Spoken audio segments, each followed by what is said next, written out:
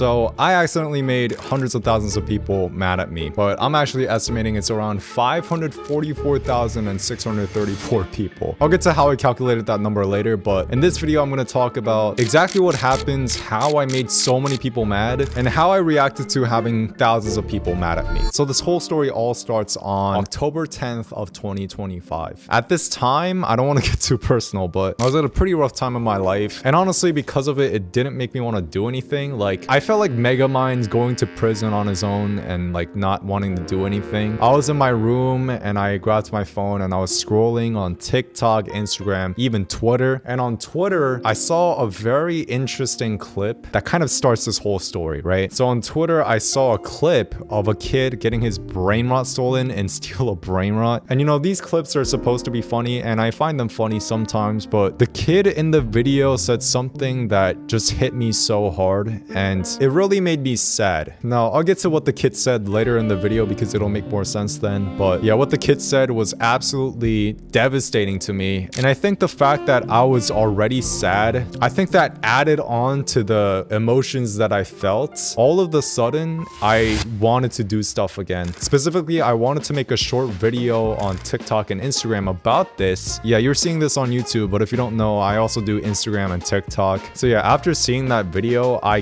got out of my bed immediately and I went down to my basement, then got to my computer and I started working on this video. And the video specifically I wanted to make about this clip was a sad edit, like an edit you see on TikTok and Instagram. I don't know, it just felt right at the time. So I was making the edit and I've never been this locked in before. I guess it was just the fact that it hit me so emotionally that I wanted to do this video. But yeah, I got the video done and I'm not gonna lie, when I was making the video, I thought, yeah, this video is not gonna get a lot of views because the type of videos I normally post on TikTok and Instagram, it's not like an edit or anything like that. But it didn't matter, I was doing it for the love of the game anyway. So I uploaded it on TikTok and Instagram and then I went to bed and didn't think much of it. This would normally be where the story ends, but for this video, this is actually where the story begins. So I wake up the next day, I look in my phone, I look at the video, and this video goes super viral. I'm not talking 1 million views or 5 million views. I'm talking 18 million views on TikTok, 3 million views on Instagram. So this video alone was shown to 20 million people. Honestly, it blew my mind. I was like, no way. I wasn't doing this for views. I was doing it for the love of the game, right? So at that time, it felt really good. And I think the reason why the video went viral is because of what the kid said in the clip. Now, I did mention earlier that the clip was sad, but I never told you why, so I'll just explain it now. Basically, the kid was getting his brain rot stolen and he was crying about it. But what he said after crying was, You're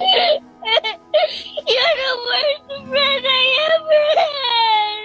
it showed me that the person that was getting the brain rot stolen was getting betrayed by his friend. It was honestly, I'm making it sound so deep, but it was pretty sad. And that's why I wanted to make a sad edit out of it. And I guess that just struck with other viewers as well. And that's probably why it got a lot of views, right? So this all sounds good, but how did I anger hundreds of thousands of people with this? Well, it's actually something that you wouldn't really expect. And it's that people thought it was me who was stealing the brain rot. It doesn't sound like a big deal, but because the comments are so flooded with emotional comments, I started to look like a villain. People looked at me as this guy that betrayed his friends, you know, manipulated a kid, right? I didn't mention a specific number. It was 544,634 people. Now, I calculated this with the help of my statistics and mathematics professor. They were honestly a great help. Shout out to Dr. Nostrand and Dr. Osmotas.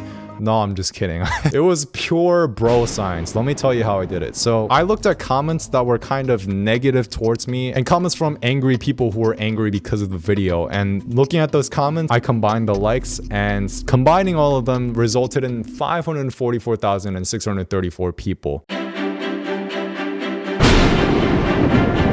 Okay, it might be a little inaccurate, but you have to be honest, 20 million people saw the video, so it honestly could be possible. Don't clown me too much, guys. And this anger got out of hands from people sometimes. Like, I would upload videos on TikTok and Instagram, and people would be commenting, bro, you're an old man stealing from little kids. All right, first of all, I'm not an old man. I'm 19 years... Bro. That's what infuriates me. You kids calling me, a 19-year-old at the peak of my youth, calling me old. Wow. No. Get out of here. But there were a lot of other comments like calling me an a-hole, saying like, oh, you ruined this kid's life. And my reaction to that was also anger, because it wasn't me.